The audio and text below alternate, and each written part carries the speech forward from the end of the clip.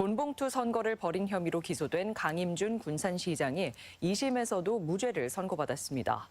반면 강 시장을 위해 금품을 약속하며 회유에 나섰던 이들은 징역형의 집행유예로 오히려 형량이 늘었습니다.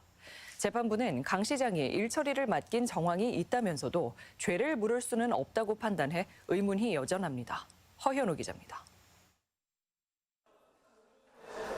지난 지방선거를 앞두고 김종식 당시 도의원에게 두 차례에 걸쳐 현금 400만 원을 제공하는 등 금권선거 혐의로 기소된 강임준 군산시장. 광주고등법원 전주재판부는 항소심에서 무죄를 선고했던 1심 판결을 유지했습니다. 이렇게 현명한 판단을 해주신 재판장님께 감사도 드리고 시정 업무가 좀 터덕거리고 했던 부분들 잘 추스려서 가장 큰 쟁점은 1심과 마찬가지로 김종식 전 도의원의 폭로의 신빙성이 있냐는 것. 수사 과정에서 돈을 받은 날짜 등을 변경한 사실을 두고 검찰은 단순 착오일 수 있다며 핵심 진술은 일관되고 구체적이라고 주장했지만 항소심 재판부는 신빙성이 부족하다고 본 1심 판결에 수긍이 간다고 판단했습니다.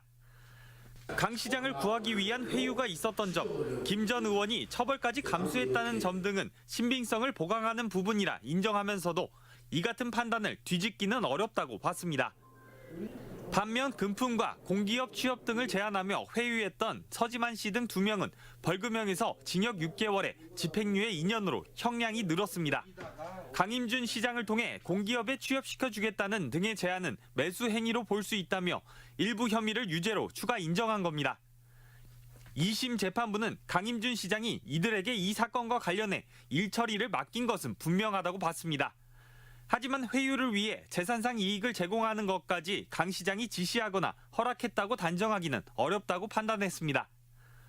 회유에 나선 2명이 김종식 의원을 두고 다 관행상 금품을 받는 것을 깠다라며 대화한 사실도, 이들이 김종식 전 도의원을 만나고 난 뒤 강임준 시장과 7분 동안 통화한 사실도 공모 사실을 입증하기에는 충분치 않다고 봤습니다. 그런 부분은 제가 법리를 잘 모르기 때문에 혹시 개인적인 책임감이라든지 이런 것들 그런 것은 제가 어떻게 말씀 못 드리겠고요. 결국 강 시장이 서 씨 등 2명에게 해결을 맡겼고 회유가 진행됐지만 금전이나 취업 알선 제안은 강 시장이 알았다는 근거가 없다는 판결. 석연찮은 지점을 여러 남긴 채 사건은 검찰의 항소 여부에 따라 대법원의 판단에 맡겨질 전망입니다. MBC 뉴스 허연호입니다.